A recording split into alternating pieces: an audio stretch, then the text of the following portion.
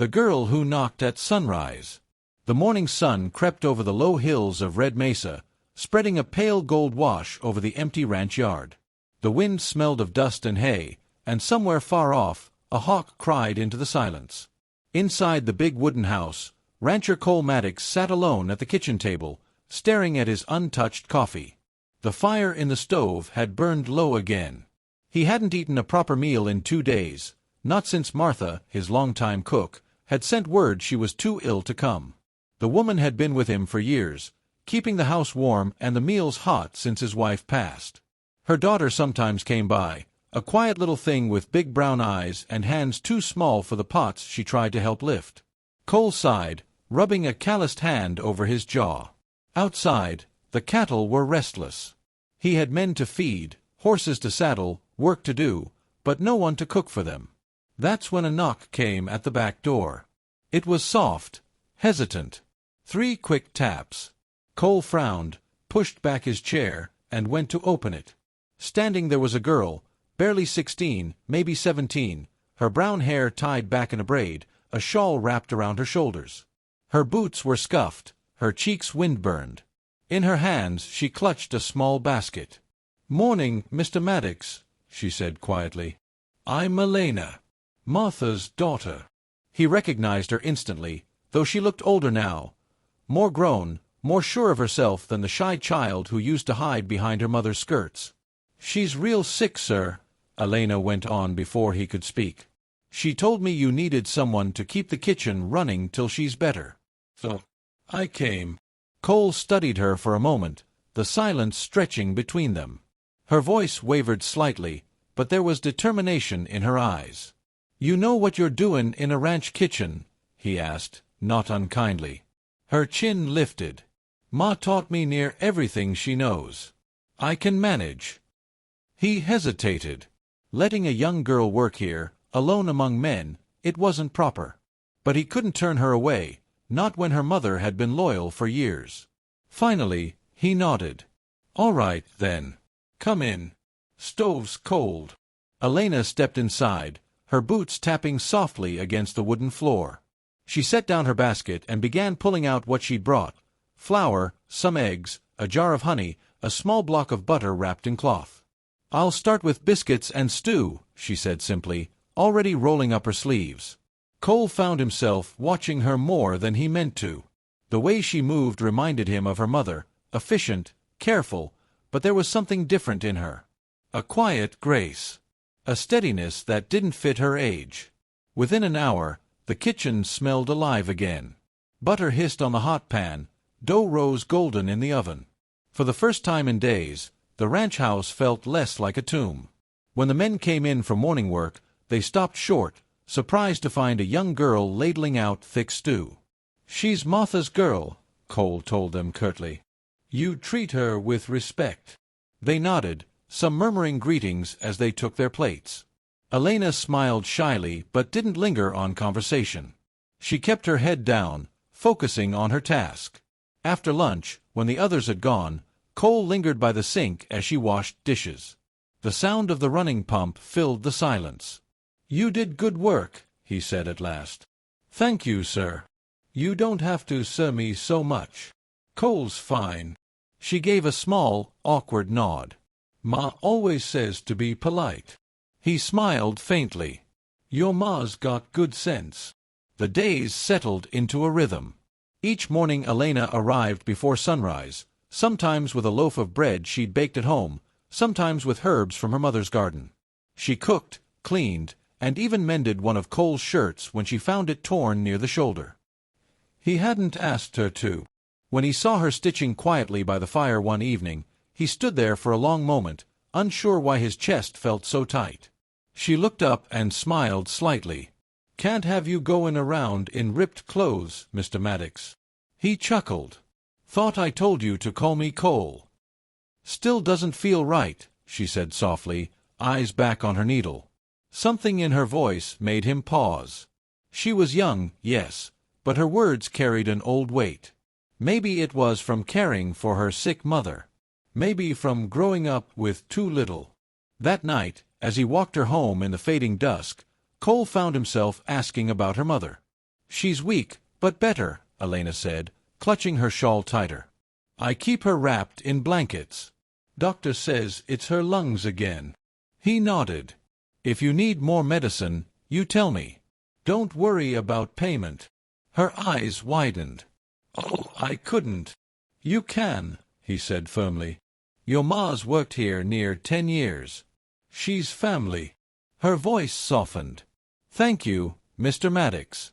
Ma'll be real grateful. The walk back was quiet, just the sound of boots on dirt and the wind in the grass. But something unspoken hung between them, respect, gratitude, and maybe, in the faintest way, the beginning of something neither understood yet. 2 weeks passed. Martha's recovery was slow. Elena stayed on, managing both her mother's care and the ranch kitchen. Cole had grown used to hearing her hum while she worked, the soft sound filling the house like light through old windows. One evening, he came in late, covered in dust, shoulders aching from fixing a broken fence post. He didn't expect dinner, he'd told her not to wait. But when he stepped inside, the smell of roasted potatoes and beef stew hit him like a memory of home. She turned from the stove, smiling shyly. You looked tired this morning. Thought you could use something hearty. Cole's throat tightened unexpectedly. You didn't have to. I wanted to. They ate together quietly, the only sound the crackle of the fire. Outside, coyotes howled in the distance. Afterward, she poured him coffee. Their hands brushed lightly when she handed him the cup. He froze, just a second too long, and she drew back quickly, cheeks flushed. I'm sorry, she murmured. No, he said softly. Don't be. The air between them shifted, thick and uncertain. He looked at her, really looked. She wasn't the shy child he remembered. She was a young woman now, with courage in her gaze and a gentleness that had somehow mended the empty quiet of his home. And yet, he reminded himself, she was still the cook's daughter. Still too young. Still someone he had to protect, not yearn for. When she left that night, he watched her disappear into the dusk, the lantern light fading behind her. Cole stood there long after she was gone, listening to the wind sigh across the fields. For the first time in years, he felt something stir in his heart, something like warmth, something like life. But he didn't yet know what it meant. He only knew that since the morning she knocked at his door, the house had stopped feeling empty. The chance he gave. The spring rain came late that year. For 3 days, it swept across Red Mesa, softening the hard dirt roads into thick brown rivers. The ranch yard grew quiet. The men stayed close to the barn, mending saddles, oiling gear. Inside the ranch house, Cole Maddox sat by the fire, listening to the steady patter on the roof. Across the room, Elena was humming, wiping down the table after supper. The flickering light made her hair glow gold at the edges, and her sleeves were rolled up, revealing thin, capable arms dusted with flour. He'd grown used to her presence, the sound of her humming, the way she filled silence without forcing it. What had once been emptiness now felt whole. But guilt followed him like a shadow. She was too young, too kind, and she deserved more than the quiet ache he felt every time their eyes met. That evening, as she packed her shawl to leave, he spoke softly, "Road'll be bad in this rain. Stay in the spare room tonight. Safer that way." Elena hesitated, fingers twisting the edge of her shawl. "I don't want to trouble you." "Wouldn't offer if it were trouble," he said. So she stayed. The spare room had once belonged to his late wife, years ago, before sickness took her. Cole hadn't opened it since. Dust had gathered on the old dresser, the bed untouched. He lit a lamp and stood awkwardly in the doorway while Elena set her basket on the table. "I'll be up early," she murmured. "I promise I won't be in your way." He gave a small nod, his voice low. "Good night, Elena." That night, as the rain drummed on the roof, Cole lay awake longer than he cared to admit. In the next room, he could hear her soft movements, the creak of the floor, the sigh of the mattress. For the first time in years, the house didn't feel haunted by ghosts. It felt alive again. By morning, the storm had passed. Sunlight poured through the windows, and the world smelled of wet earth and wildflowers. Cole stepped outside, boots sinking slightly in the mud, and found Elena already in the yard, hanging laundry in the fresh air. "Morning, Mr. Maddox," she said with a smile that caught him off guard. He nodded. "Cole," he reminded. She laughed quietly. "Still feels strange." As she pinned a shirt to the line, he noticed the way the breeze tugged at her braid, lifting a few loose strands. There was something peaceful about her, something that made the ache in his chest soften. Later that day, while she was baking bread, a knock sounded at the door. Cole went to open it, and there stood Martha, pale but smiling, wrapped in a shawl. "Ma!" Elena cried, rushing forward. Cole stepped aside, letting them embrace. Martha's voice was rough from sickness but warm with gratitude. "I told her not to overwork herself here, Mr. Maddox, but she never listens." He smiled. "She kept the place running better than I ever could have hoped." "You raised a good one, Martha." Tears glimmered in the older woman's eyes. "She's all I got left." "Not anymore," Cole said softly. "You both got a place here, if you want it." Elena turned sharply. "What do you mean?" "Your mother shouldn't be working herself sick," he said. "There's room in this house for 2 more souls. I could use help with the kitchen, and, well, company never hurt." Martha looked at her daughter, then at the rancher. "You're a kind man, Mr. Maddox." "Too kind." He shrugged. "Just practical." They stayed. Weeks passed, and the rhythm of the ranch changed again. The laughter of 2 women filled the kitchen, and for the first time in years, Cole found himself coming home eager to hear it. Martha, though still frail, recovered steadily under his roof. She cooked again, though often she sat while Elena worked the heavier pots. Cole helped when he could, hauling water, chopping wood, fixing what broke. One evening, as twilight settled, Martha called softly from her chair, "Elena, dear, fetch me that jar of preserves." Elena turned, smiling. "Which one?" "The one we made last spring, your pa's favorite." Cole paused mid-step. Elena noticed, her brow furrowing. "Your pa." Martha's smile faded slightly. "He was gone long before you were born, Mr. Maddox.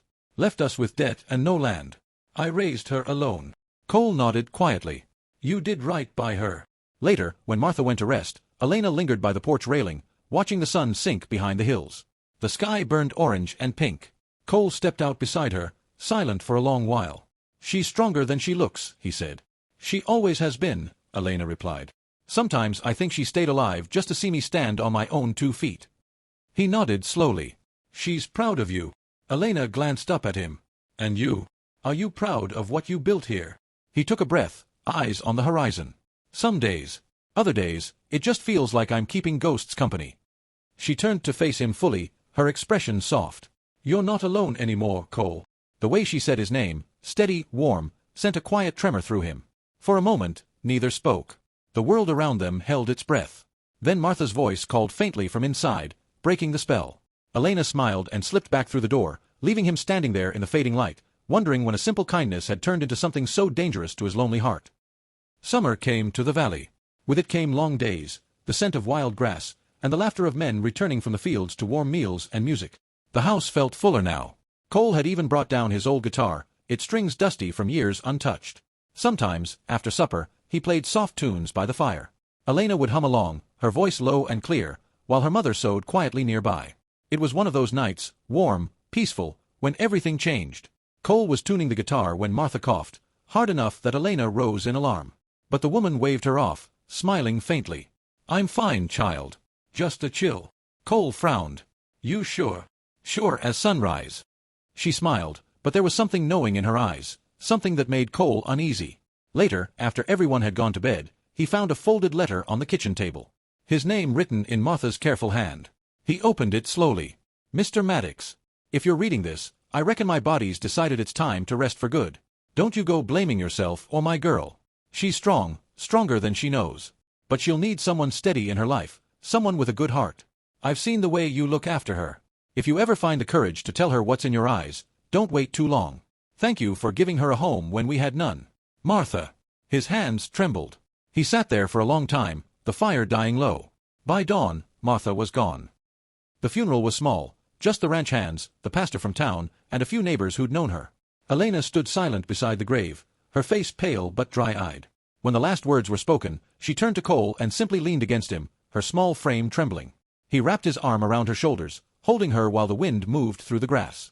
Days passed in quiet grief. Cole gave her space, but she stayed close, cooking still, tending to chores, though slower, softer now. The laughter was gone from her voice. One evening, he found her on the porch again, staring at the stars. "She wrote you a letter," Elena said without turning. He froze. "You know about it?" "She told me she would. Said you'd understand what she couldn't say to me herself." He swallowed hard. "She asked me to look after you." Elena turned to him then, eyes glistening. "I don't need looking after, Cole. I just don't know how to be without her." He stepped closer. "You learn. You keep going. That's what she'd want. Her lips trembled. And what do you want? He hesitated, heart pounding. The air between them thickened, heavy with all the things he'd never said. I want you to stay, he said finally. Not out of duty. Because this place feels right with you in it.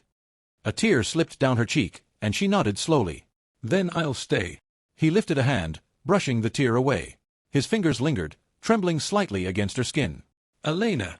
Her eyes met his, steady and full of something fragile but fierce. You gave me and Ma a home, she whispered. Now let me give you one. And then she kissed him, soft, hesitant, but sure. It wasn't a kiss of passion but of promise, born from grief and hope and everything unspoken that had grown between them since that first knock on his door. When they finally drew apart, the stars burned bright above, and the wind carried the scent of rain and wildflowers. Cole took her hand, rough fingers curling gently around hers. You've got my word, Elena. You'll never have to face another storm alone. She smiled faintly. Nor you. The house behin. And from that day on, Red Mesa Ranch wasn't just his home anymore. It was theirs.